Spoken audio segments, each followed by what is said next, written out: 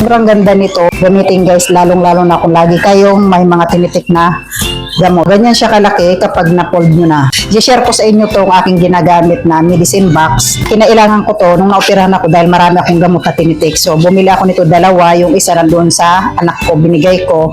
And ito ang kanyang itsura sa loob guys. Dito may 4 siyang lagayan ng gamot. And then kapag inopen nyo yan, dito mayroon din. Yung ito, mayroon siyang malaki.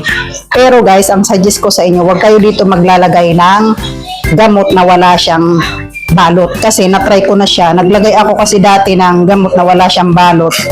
Hindi siya maganda.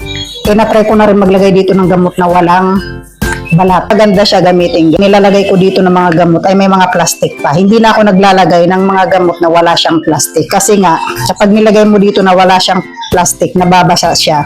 Pero sobrang ganda niya guys at saka mura lang to. Gusto ko to gamitin kasi pag nilalagay ko siya sa bag, maliit lang siya na old nyo na, ganun lang siya kaliit. May ibang kulay silang available. Ako kasi ito yung pinili kong kulay. Lalong-lalo na kung nagta-travel kayo, sobrang ganda nito.